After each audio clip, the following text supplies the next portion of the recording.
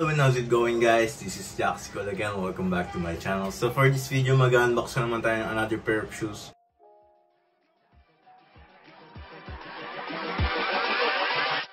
Hold up. So, but this one, it's really special kasi matagal tong inirelease back before. So, yun. So, matagal nga ito inirelease way back before. So, ngayon lang siya na-retro ulit. Unfortunately, 2024 is like the comeback season ng mga sneakers. Meron yung reimagined na line na Jordan and Nike. So, maraming inalalabas na sobrang hype dati or nung 2020 bigla silang naging grail. Tapos ngayon, inire-release sila ulit. So, yun. Maraming mga resellers and sneaker markets are down because of this one. Nag-available siya nung shock drop sa Nike app. So, ayun. So, let's get to the unboxing. And para makita nyo muna yung mga in-order ko, bumili din ako ng extra na Nike beanie. Because I was looking for a beanie for like weeks now. The Japan version of Nike.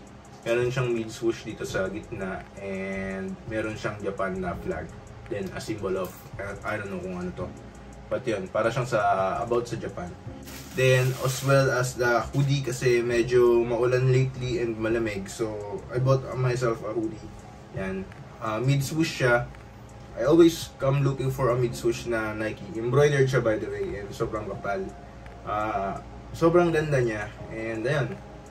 Magagamit ko siya ngayong rainy season. So, kasi hindi na masyadong worth it bumili ng resell shoes. Not to bash the resellers kasi naging reseller din ako syempre ng sneakers. But yun nga, marami na silang nire-release ngayon. Yeah, let's get to the unboxing of the shoe. So I got myself a pair of Jordan 1 lows. So this is the box of it. Makikita nyo dito sa top flap niya, meron siyang Jumpman na gold logo. Black. It comes with the black box. Tapos dito yung sticker tag niya. I bought myself a 9.5 kasi sa mga OGs alam ko they run big sa paa, kaya nag half size down ako. So tapos dito sa left niya meron din Jumpman logo sa bottom left. Then sa likod ng box niya meron tayong Beaverton sticker logo. As usual sa mga boxes. This is a retro one, not an OG one. So alam nyo na kagad yung Wings logo niya is nasa baba ng back heel niya. So yan. So yun lang, i-clarify ko lang sa inyo kung ano tong shoe na to. So yan, box meron siyang paper na 23. Yan. This is the Jordan 1 Low Paris. I was pretty sure back then na gusto ko tong sapatos na to. But I wasn't able to copy it because the resale value is so high. Nasa umaabot siya ng 15,000 to 20,000. So, Jordan 1 Low Retro.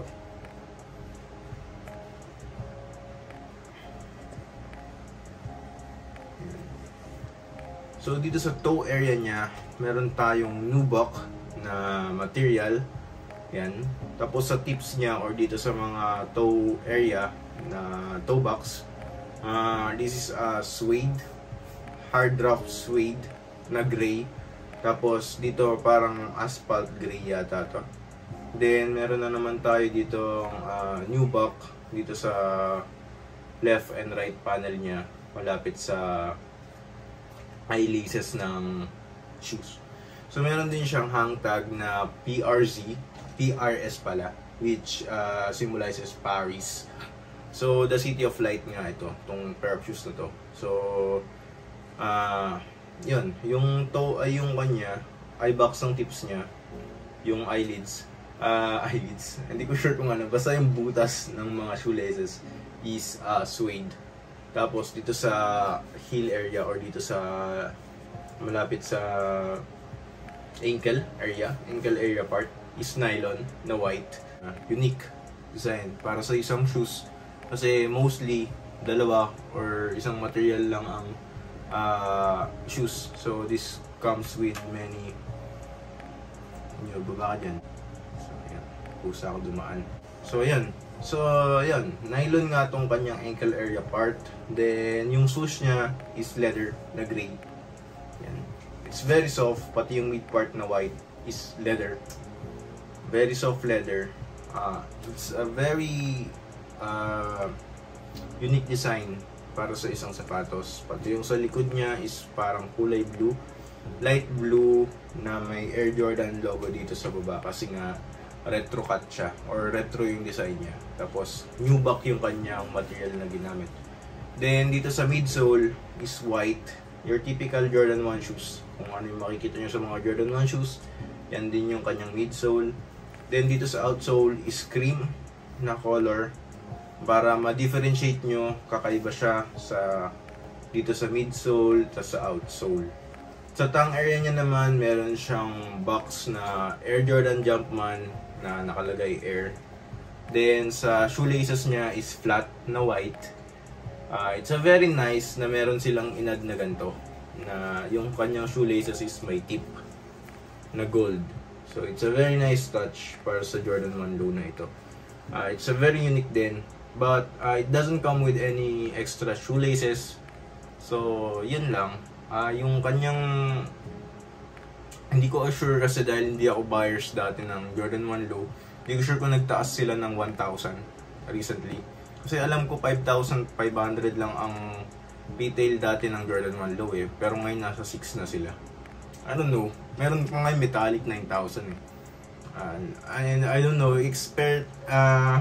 kindly explain it sa chat kung alam nyo or sa comments kung alam nyo yung dahilan kung ba't ganun kamahal. Yung metallic navy yata nakita ko sa Jordan Manila.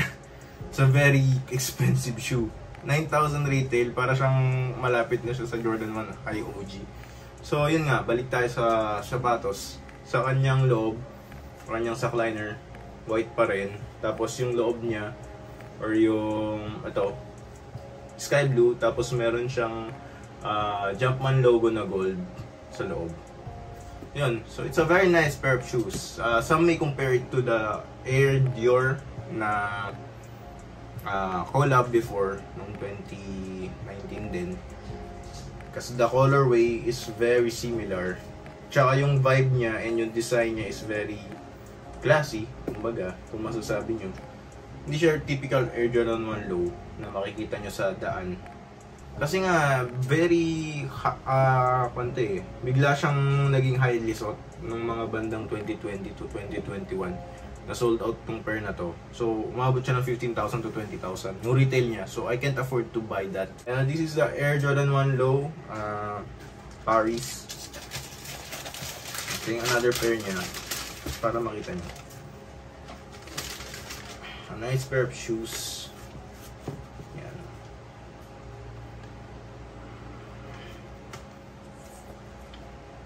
It's a very classy vibe. So yun lamang, and this is Jaxicool. I hope it made up your mind to get one of these.